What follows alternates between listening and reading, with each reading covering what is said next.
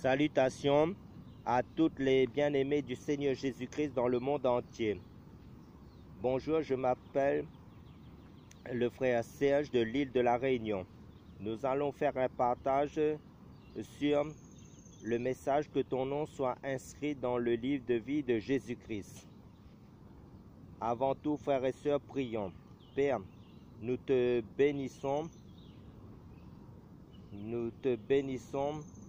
Père, nous te remettons ce moment et bénis tout un chacun. Seigneur, éclaire-nous tous, ouvre encore notre intelligence pour comprendre ta parole, pour saisir ta pensée, que ta parole nous libère encore de l'ignorance, car tu es la pleine connaissance, Seigneur Jésus-Christ. Que ta parole nous transforme par l'action de ton Saint-Esprit, Seigneur. Tu es venu pour libérer les captifs, pour apporter la guérison à ton peuple et pour amener le salut et la délivrance. Seigneur, nous te remercions pour ce Dieu si merveilleux que tu es. Seigneur, nous te remercions pour tes diverses grâces que tu nous accordes jour après jour. Merci pour le renouvellement du souffle de vie, du souffle de l'esprit de vie, au nom puissant de Jésus-Christ. Amen. Pendant un moment, frères et sœurs, adorons notre Dieu. Plus de toi, Seigneur, plus de toi, plus de ta ressemblance, plus de toi, plus de discernement de ta voix, de ta volonté, Seigneur, plus de toi,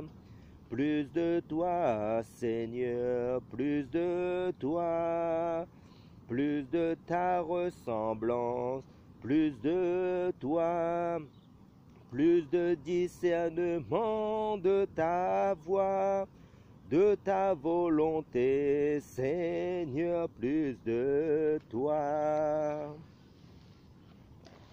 J'ai besoin de te sentir tout près de moi, de te toucher par ta présence, comme si c'était la première fois. Je ne suis pas indifférent à ce que tu as fait pour moi. J'ai pleinement réalisé combien j'ai besoin de toi.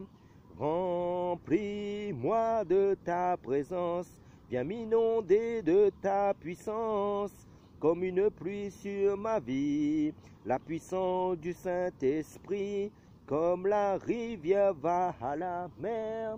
Moi j'irai à toi, te donnant tout ce que je suis, afin que tu remplisses ma vie.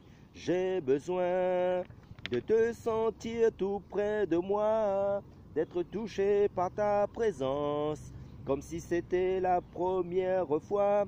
Je ne suis pas indifférent à ce que tu as fait pour moi.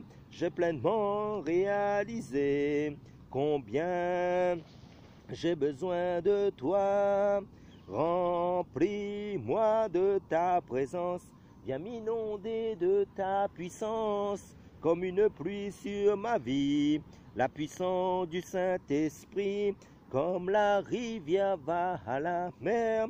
Moi j'irai à toi, te donnant tout ce que je suis, afin que tu remplisses ma vie, afin que tu remplisses ma vie. Merci d'un cœur reconnaissant, merci au Seigneur Tout-Puissant, merci car tu as donné Jésus-Christ, ton Fils. Merci d'un cœur reconnaissant, merci au Seigneur Tout-Puissant, merci car tu as donné Jésus-Christ, ton Fils. Maintenant que le faible dit je suis fort, que le pauvre dit je suis riche, Dieu a fait de grandes choses pour nous. Merci. Célébrez, Jésus célébré. Célébrez, Jésus célébré. Il est vivant, il est vivant, et il règne à jamais. Il est vivant, il est vivant. Venez le célébrer, la résurrection du Seigneur. Célébrez, Jésus célébré. Célébrez, Jésus célébré. Il est vivant, il est vivant, et il règne à jamais. Il est vivant, il est vivant. Venez le célébrer, la résurrection du Seigneur. Hosanna, Hosanna, Hosanna au plus haut des cieux. Hosanna, Hosanna, Hosanna au plus haut des cieux. Nous élevons ton nom, Jésus, d'un cœur reconnaissant. Tu es le Seigneur glorieux. Hosanna au plus haut des cieux. Gloire, gloire, gloire à Jésus notre roi. Gloire, gloire, gloire à Jésus notre roi. Nous élevons ton nom d'un cœur reconnaissant. Tu es le Seigneur glorieux. Hosanna au plus haut des cieux. Hosanna au plus haut des cieux. Je veux te dire que je t'aime, mon Seigneur, mon Jésus. Dans ton amour suprême, tu as pourvu pour mon salut. Je suis libre, je veux te louer, de tout mon cœur t'adorer. C'est mon désir de me prosterner devant celui qui m'a sauvé. Je donne gloire, gloire, gloire à l'agneau. Je donne gloire, gloire, gloire à l'agneau. À jamais tu seras, à jamais tu seras, l'agneau sur le trône, l'agneau sur le trône. Je fléchis les genoux, je fléchis les genoux, pour t'adorer toi seul. À jamais tu seras, à jamais tu seras, l'agneau sur le trône, l'agneau sur le trône. Je fléchis les genoux, je fléchis les genoux, pour t'adorer toi seul. Reçois de moi le parfum qui t'est dû, la beauté de ton nom, oh mon ami éperdu. Je veux n'être qu'à toi, Jésus, je t'aime.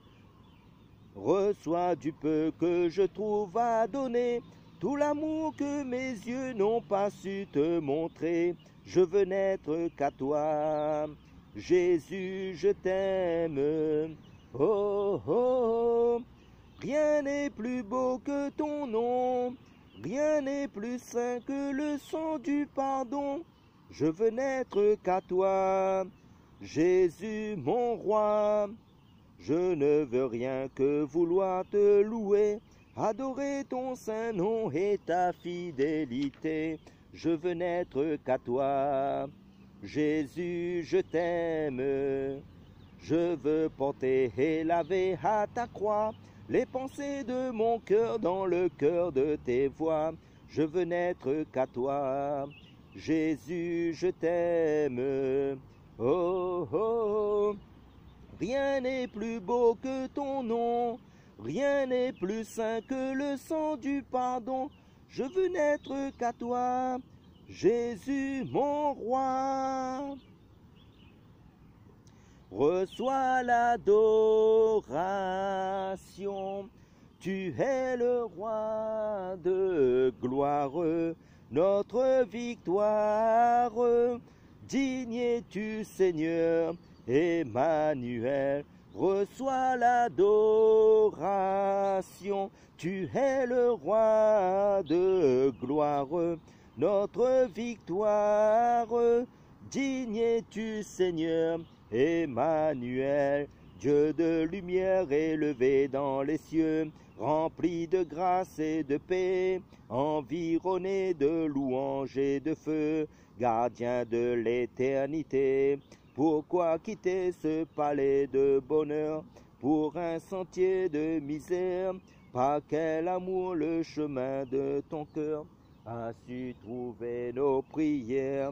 Reçois l'adoration, tu es le roi de gloire, notre victoire.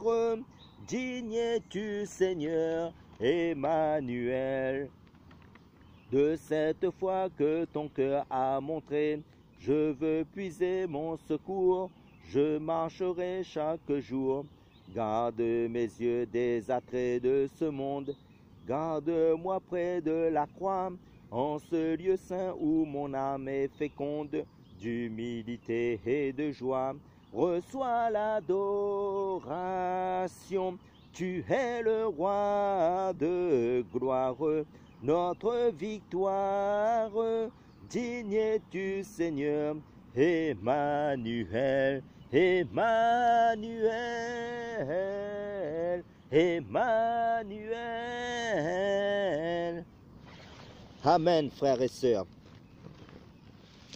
Comme je l'ai dit, nous allons faire un partage sur le message que ton nom soit inscrit dans le livre de vie de Jésus-Christ. Prenons le livre d'Esdras, chapitre 2, versets 61 à 63. Nous dit, Esdras chapitre 2, verset 61, nous dit, des fils des prêtres, les fils de Abaja, les fils d'Akot, les fils de Basilaï, qui avaient pris pour femme une des filles de Basilaï, le Galatite, fut appelé de leur nom. Ils cherchaient leur registre de généalogie, mais ils ne le trouvèrent pas. Ils ne trouvèrent point. C'est pourquoi ils furent rejetés pour ne pas souiller la prêtrise, et le gouverneur leur dit de ne pas manger des choses très saintes en attendant qu'un prêtre ait consulté l'urin ou le tumin, c'est-à-dire perfection et lumière. Nous sommes ici à l'époque du retour de l'exil avec Esdras, comme vous le savez. Pour les lecteurs de la Bible, quand il y a eu la déportation de Jérusalem à Babylone, le peuple s'est retrouvé à Babylone. Amen. Il y avait un mélange. Les Hébreux se sont complètement mélangés, contrairement à l'époque où ils étaient en Égypte. Prenons le livre de la Genèse, chapitre 46, verset 31 à 34. Le livre de la Genèse, chapitre 46, verset 31.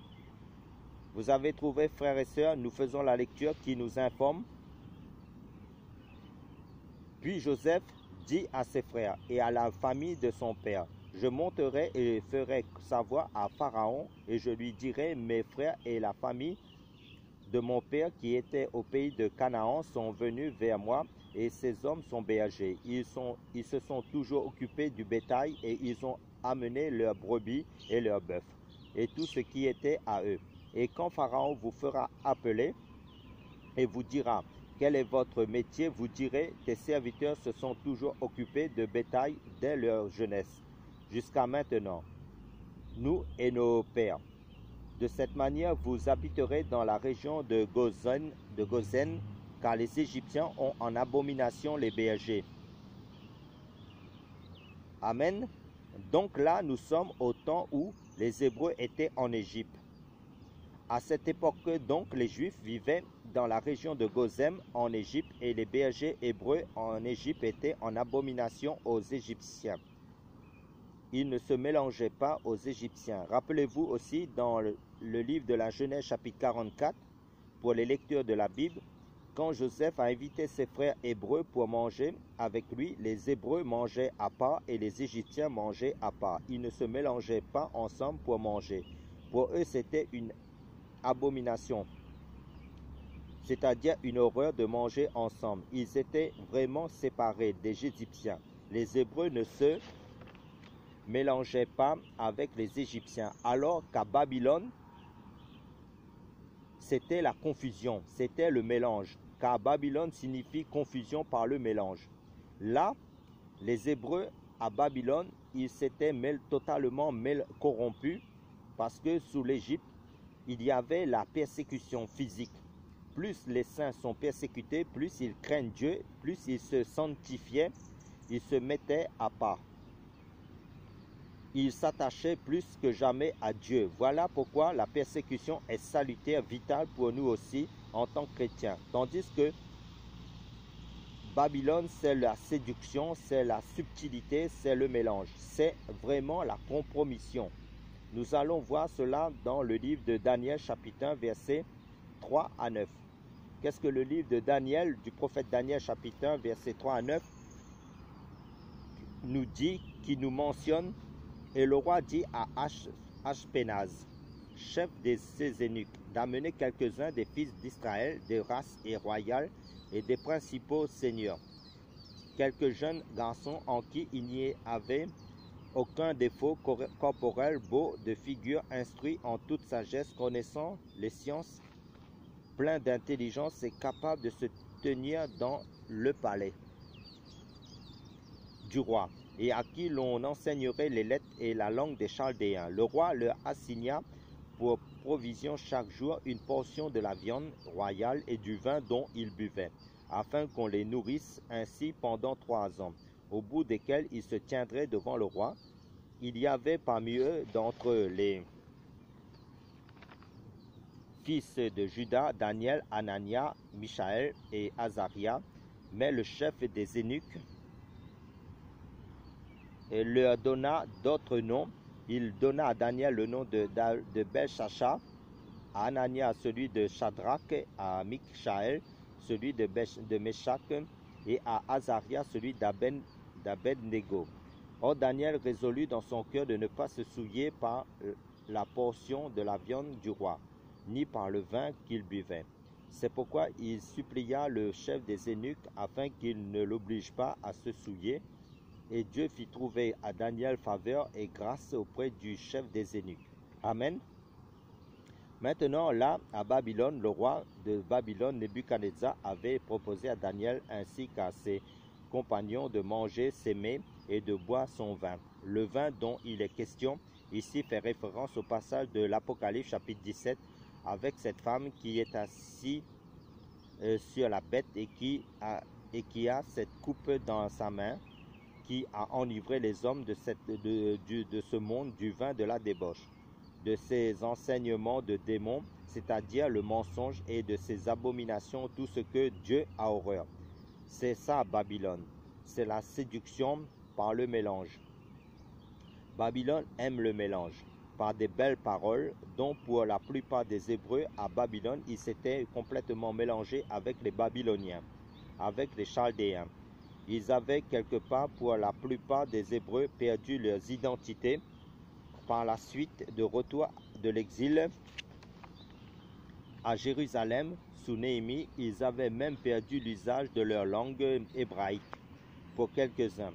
Prenons Néhémie, le livre de Néhémie, chapitre 13, verset 23. Nous déclare, en ces jours-là, je vis des Juifs qui avaient pris des femmes adodiennes, ammonites et moabites. La moitié de leurs fils parlaient en partie l'adodien et ne savaient point parler l'hébreu, mais ils parlaient la langue de divers peuples. Là, nous voyons que les Hébreux se sont même mélangés avec des femmes étrangères, alors que c'était interdit par Yahweh, de peur que les Hébreux adorent des divinités païennes que ces femmes étrangères adoraient là. Nous constatons cela. Donc il y a eu un mélange terrible, tel que du retour de l'exil après 70 ans, de captivité. Il y avait une telle confusion, on ne retrouvait plus certaines généalogies dans notre message de base du début que nous avons lu dans Esdras. On nous dit dans le livre d'Esdras, chapitre 2, qu'un groupe de sacrificateurs, fils de prêtres, descendants d'Aaron, qu'on ne retrouvait pas leur petite généalogie de ces sacrificateurs, parce que au retour de l'exil, il fallait restaurer le temple, le culte mosaïque, restaurer le sacerdoce, restaurer la prêtrise, le ministère des prêtres.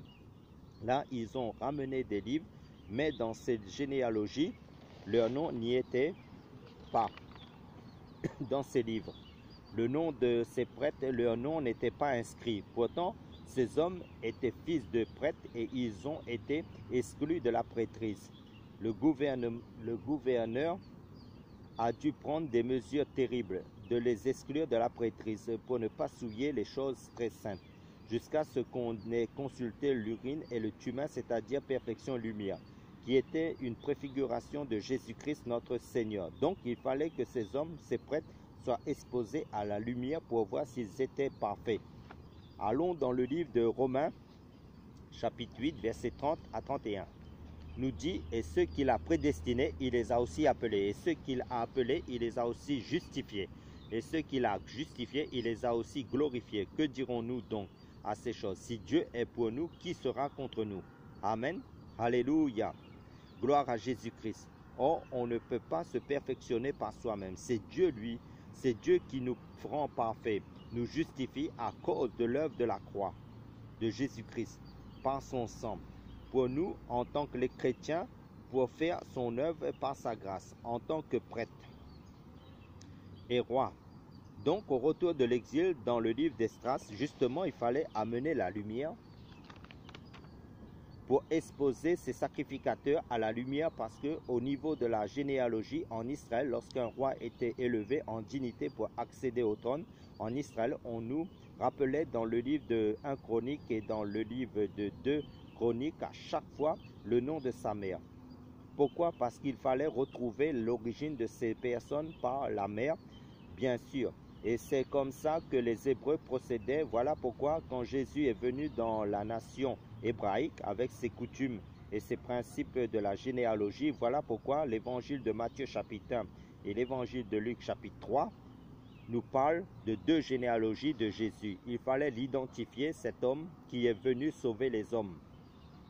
D'où il sortait, qui était son père, sa mère, ses parents biologiques. Ils ont remonté dans son arbre généalogique jusqu'à Abraham, jusqu'à Adam, pour prétendre sauver les Juifs. Et là, justement, toujours dans le livre d'Esdras, par rapport à ces prêtres qui étaient sortis de l'exil, il leur manquait quelque chose. Leur nom n'était pas reconnu, inscrit dans le livre. Prenons l'évangile de Matthieu, chapitre 7, versets 22 à 23. Nous dit, plusieurs me diront en ce jour-là, Seigneur, Seigneur, n'avons-nous pas prophétisé en ton nom? N'avons-nous pas chassé les démons en ton nom? Et n'avons-nous pas fait beaucoup de miracles en ton nom? Alors je leur dirai ouvertement, je ne vous ai jamais connu. Retirez-vous de moi, vous qui commettez l'iniquité. Donc beaucoup de personnes qui portent le nom de chrétiens, croyant être sauvés, là, nous constatons dans ce passage, Dieu dit qu'il ne les a jamais connus. Là, c'est terrible, c'est grave. Assure-toi que tu sois sauvé. Pour cela, Dieu nous a donné un repère, un signe capital pour notre salut, que nous verrons un peu plus loin dans notre message pour mieux comprendre ce signe, car le salut est individuel et personnel. Prenons les Actes des Apôtres, chapitre 19, versets 13 à 16. Nous informe alors que quelques exorcistes juifs ambulants essayaient d'invoquer le nom du Seigneur Jésus sur ceux qui étaient possédés d'esprits malins, en disant, nous vous conjurons par ce Jésus que Paul prêche. Ceux qui faisaient cela étaient 7 fils de Séva, un homme juif, l'un des principaux prêtres, mais l'esprit mauvais leur répondit, je connais Jésus, et je sais qui est Paul, mais vous, qui êtes-vous? Et l'homme dans lequel était l'esprit mauvais se jeta sur eux, se rendit maître des deux d'entre eux, et les maltraita de telle sorte qu'ils s'enfuient de cette maison nus et blessés. Là, nous constatons au verset 14, Ceux qui faisaient cela étaient 7 fils de Séva, juifs, l'un des principaux sacrificateurs. Donc ces 7 fils de Séva étaient de la lignée des prêtres, des sacrificateurs. Donc ils étaient prêtres, mais inconnus de Dieu. Ces personnes ont vu comment Dieu travaillait avec Paul. Ils ont voulu imiter, copier, faire comme Paul, sans Dieu dans l'affaire, sans son Saint-Esprit. Voilà la problématique.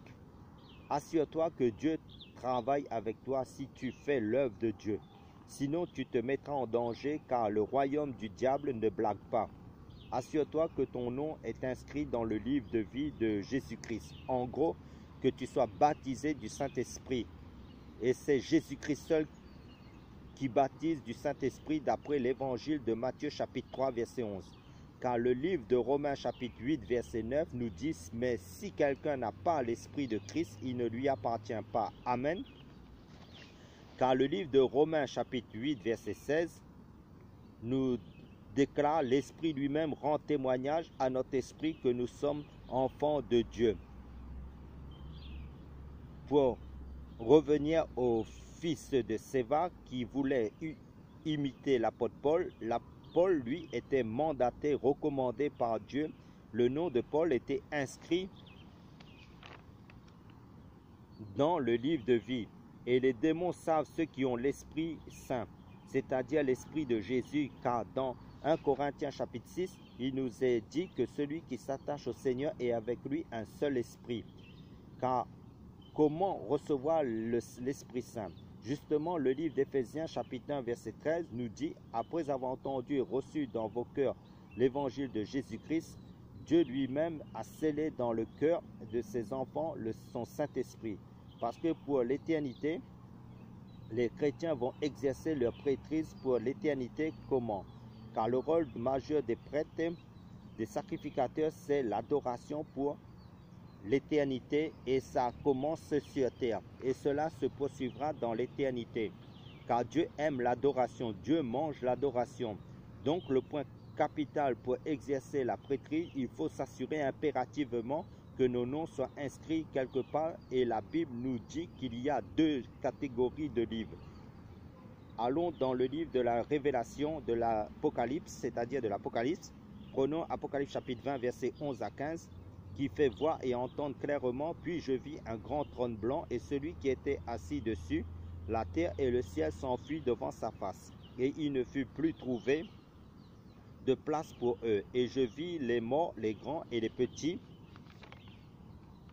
qui se tenaient devant Dieu. Des livres furent ouverts et un autre livre fut ouvert, celui qui est le livre de vie, et les morts furent jugés selon les choses qui étaient décrites dans les livres, c'est-à-dire selon leurs œuvres. Et la mer rendit les morts qui étaient en elle, et la mort et l'enfer rendirent les morts qui étaient en eux. Et ils furent jugés, chacun selon ses œuvres.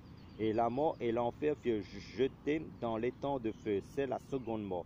Et quiconque ne fut pas trouvé écrit dans le livre de vie fut jeté dans l'étang de feu. Donc ce qui importe, que ton nom soit inscrit dans le livre de vie. On peut avoir une idée d'après les Écritures comment Dieu a écrit les noms des personnes qui sont sauvées en Jésus-Christ dans le livre de vie. Et cela a été écrit par Dieu lui-même avant la fondation du monde, cité en Apocalypse chapitre 17. Cela reste un mystère de Dieu, car le psaume chapitre 115 verset 3 nous dit clairement « Certes, notre Dieu est au ciel, il fait tout ce qu'il veut. » Amen. Nous allons dans l'évangile de Luc chapitre 11, nous déclare « Mais si je chasse les démons par le doigt de Dieu, alors le royaume de Dieu est parvenu jusqu'à vous. » Prenons en parallèle l'évangile de Matthieu chapitre 12 verset 28, qui nous dit aussi « Mais si je chasse les démons par l'Esprit de Dieu, certes le royaume de Dieu est donc venu jusqu'à vous. » Nous comprenons mieux encore que le doigt de Dieu, c'est son Saint-Esprit dans les chrétiens, la marque de Dieu dans ses enfants. Si nos noms sont inscrits dans le livre de vie, cela confirme le passage de Romains chapitre 8 verset 9. Si quelqu'un n'a pas l'Esprit de Christ, ou encore l'Esprit de Dieu, ou encore le Saint-Esprit, il ne lui appartient pas.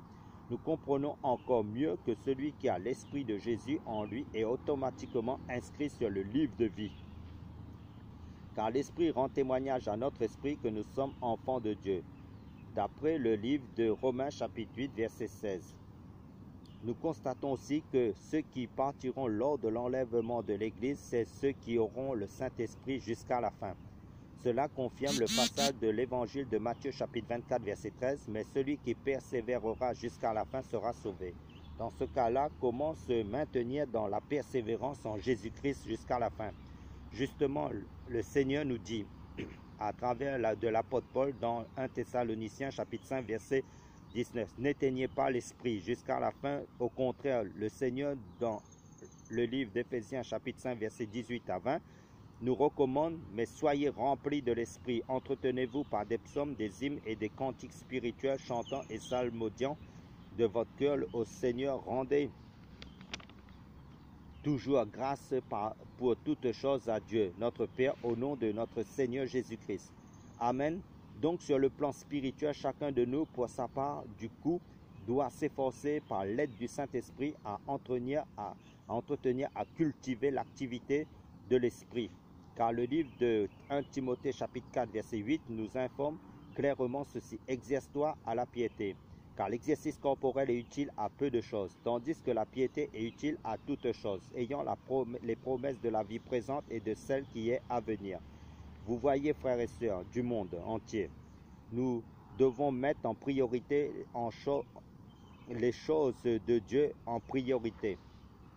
Donc, vie de prière, d'adoration, vie de méditation de la parole de Dieu, d'obéissance, de pratique de la parole de vie, de diffusion de la vérité, en gros d'évangélisation pour l'avancement de l'œuvre de Dieu. Tout ce que Dieu te met à cœur de faire, fais-le selon la grâce qu'il a mis en toi, bien entendu, basé sur le fondement, la référence de sa parole de vérité, pour que l'huile, l'onction du Saint-Esprit se renouvelle sans cesse en toi, coule en toi, comme les 5 vierges sages qui ont pris de l'huile dans leur vase. Car celui qui sème pour l'Esprit moissonnera de l'Esprit la vie éternelle. D'après le livre de Galates chapitre 6, verset 8.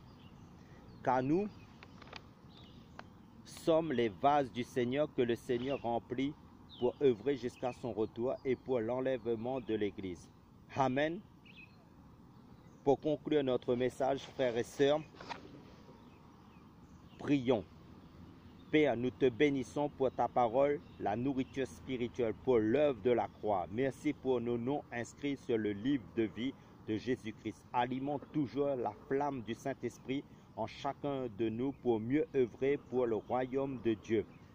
Dans la persévérance en toi, Père, dans le nom puissant du Seigneur Jésus-Christ jusqu'à ton retour. Amen.